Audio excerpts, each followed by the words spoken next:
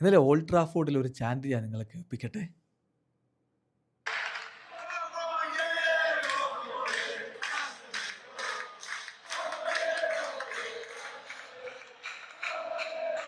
അതാണ് one more year, one more year Casemiro. വല്ലാത്തൊരു ഫോമിലാണ് അദ്ദേഹം ഉള്ളത്. വല്ലാതെ ഉള്ളം കുളിർക്കുന്നുണ്ടാകും ബ്രസീലിന് ആരാധകർക്കും കാസമിറോയുടെ ആരാധകർക്കും. ഒരു ഘട്ടത്തിലെ ഫുട്ബോൾ നിങ്ങളെ വിട്ടു പോകുന്നതിന് മുമ്പ് നിങ്ങൾ ഫുട്ബോൾ വിട്ടു പോ എന്നൊക്കെ ജെയ്മി കാരഗർ വിമർശിച്ചത് നിങ്ങൾക്ക് ഓർമ്മയില്ല. ആ കാരഗറെ കൊണ്ട് പിന്നെ തിരുത്തിച്ചു. ഇപ്പോൾ കിടിലൻ ഫോമിലാണ് കാസമിറോ ഉള്ളത്. അദ്ദേഹം നേരത്തെ പ്രഖ്യാപിച്ചു ഈ സീസൺ മാഞ്ചസ്റ്റർ യുണൈറ്റഡിലെ എൻ്റെ അവസാനത്തെ സീസണാണെന്ന്. സീസൺ കഴിയുമ്പോൾ അദ്ദേഹം അങ്ങ് അവിടെ നിന്ന് പടിയിറങ്ങും, ഓൾഡ് ട്രാഫോർഡിൻ്റെ പടിയിറങ്ങും. പിന്നെ ആസ്റ്റൺ വില്ലയെ മാഞ്ചസ്റ്റർ യുണൈറ്റഡ് പരാജയപ്പെടുത്തുമ്പോൾ എമി മാർട്ടിനസിൻ്റെ വലയിലേക്ക് അദ്ദേഹം പന്തെത്തിച്ചു. സമീപകാലത്ത് അദ്ദേഹത്തിൻ്റെ പ്രകടനങ്ങളൊക്കെ ഒന്ന് എടുത്ത് നോക്കിയാൽ മതി. മികച്ച ഫോമിലാണ് അദ്ദേഹം കളിച്ചുകൊണ്ടിരിക്കുന്നത്.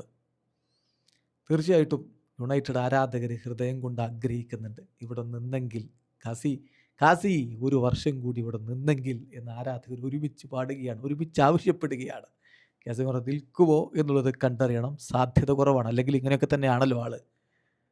റയൽ മാഡ്രിഡിൽ പൊളിച്ചടുക്കി നിൽക്കുമ്പോഴാണ് വളരെ അപ്രതീക്ഷിതമായിട്ട് അദ്ദേഹം പോയിട്ട് ആഞ്ചലോട്ടിയോട് പറയുന്നത് എനിക്ക് പോകണം മറ്റൊരിടത്തേക്ക്, എൻ്റെ ജീവിതത്തിൽ അടുത്തൊരു ചാലഞ്ചിലേക്ക് പോകണം എന്ന് പറഞ്ഞുകൊണ്ടാണ് അന്ന് 2022 മാഞ്ചസ്റ്റർ യുണൈറ്റഡിലേക്ക് ചേക്കേറിയത്.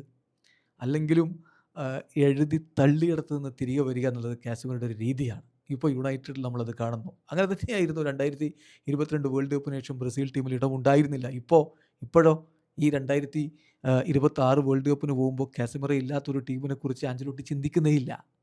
അത്തരത്തിൽ അദ്ദേഹം കാര്യങ്ങൾ തിരികെ പിടിച്ചിരിക്കുന്നു. ഏതായാലും ഇത് കാസമിറോയുടെ ആരാധകർക്ക് വല്ലാതെ രോമാഞ്ചം ഉണ്ടാക്കുന്ന ഒരു നിമിഷമാണ്. ഒരുമിച്ച് ഓൾഡ് ട്രാഫോർഡ് ചാൻറ്റ് ചെയ്യുകയാണ്, one more year, one more year Casemiro.